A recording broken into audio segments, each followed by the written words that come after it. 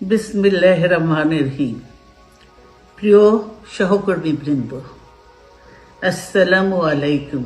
দলের ভারপ্রাপ্ত চেয়ারম্যান নেতৃত্ব প্রদানে দেশে ফিরেছেন বেগম খালেদা জিয়া, ফিরেছেন তার দুই পুত্রবধূ। বিএনপির ভারপ্রাপ্ত চেয়ারম্যান তারেক রহমান দেশে ফিরবেন।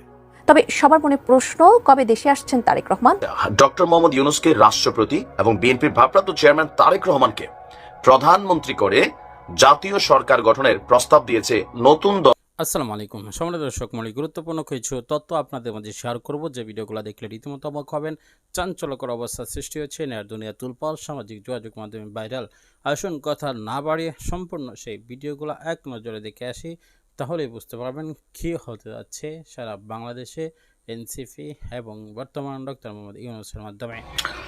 যে প্রস্তাব সামনে আসছে, আর যারা এই প্রস্তাবটা দিচ্ছেন অনেকে এক বাক্যেই বলতেছেন এটাও আসলে সরকারের সিডি অথবা এনসিপির বিসি টিম, কারণ এই প্রস্তাব কোনোভাবেই বিএনপি জীবনও মাইনা নিবে না।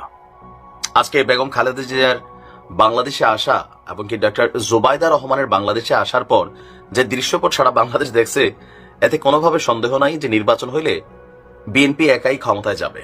সো বিএনপি কোনোভাবেই এই মুহূর্তে ক্ষমতাকে ভাগাভাগি করা অথবা জামাতকে সাথে নেওয়া অথবা ডক্টর ইউনূসকে প্রেসিডেন্ট বানাবে, মনে হয় না বিএনপি আসলে এই ধরনের সিদ্ধান্ত নিবে।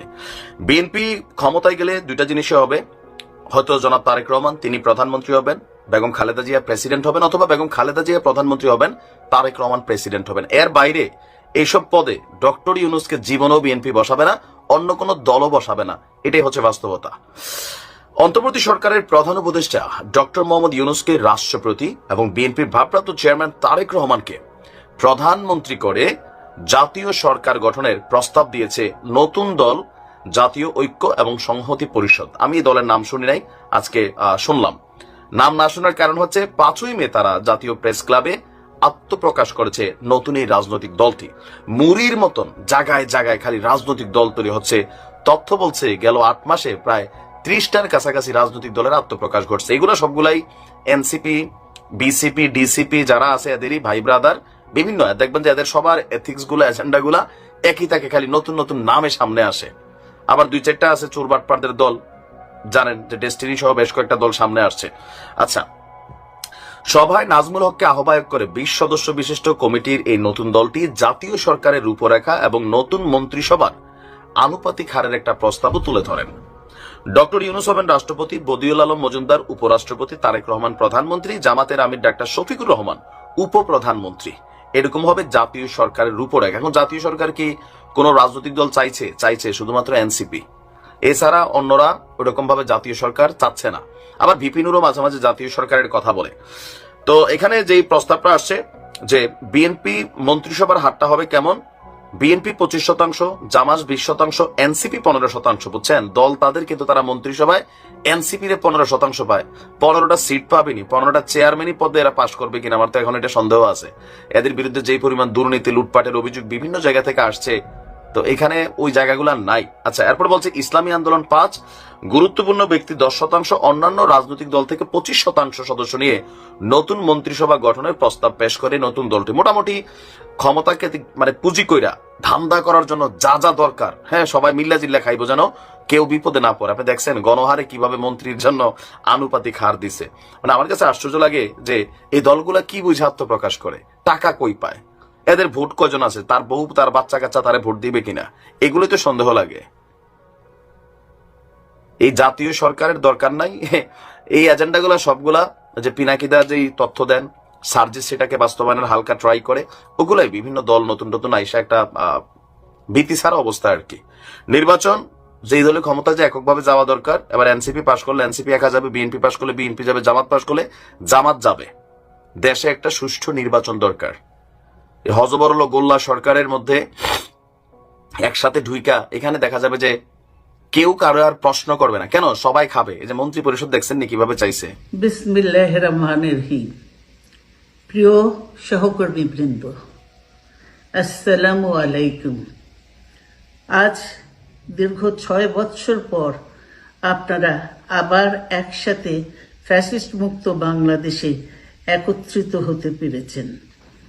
সেই জন্য আল্লাহর কাছে হাজার শুকরিয়া আদায় করছি। দীর্ঘ ফ্যাসিবাদী বিরোধী সংগ্রামে যারা শহীদ হয়েছেন এবং সম্প্রতি জুলাই আগস্টের ফ্যাসিবাদী শাসকদের নির্মম ভয়াবহ দমন নীতির কারণে গণহত্যায় যারা শহীদ হয়েছেন তাদের প্রতি আমি শ্রদ্ধা জানাচ্ছি।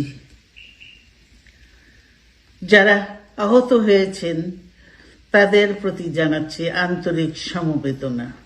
আমি চিকিৎসার কারণে যুক্তরাজ্যে অবস্থান করলেও আমি সব সময় আপনাদের পাশেই আছি। দীর্ঘ 15 বছর গণতন্ত্রের জন্য, আমার মুক্তির জন্য আপনারা যে নিরন্তর সংগ্রাম করেছেন এবং আমাদের অসংখ্য সহকর্মী প্রাণ দিয়েছেন, জুলুম নির্যাতনের শিকার হয়েছেন এবং প্রায় 1.25 লক্ষ মিথ্যা মামলায় জর্জরিত হয়েছে, এখন আদালতের বারান্দায় ন্যায় বিচারের জন্য ঘুরে বেড়াচ্ছেন। আপনাদের এ ত্যাগ শুধু দল নয়, জাতি চিরকাল স্মরণ রাখবে। দেশ আজ এক সংকটময় সময় অতিক্রম করছে। আপনাদের এবং ছাত্রদের সমন্বিত আন্দোলনের ফলে ফ্যাসিস্ট শাসকেরা বিদায় নিয়েছে।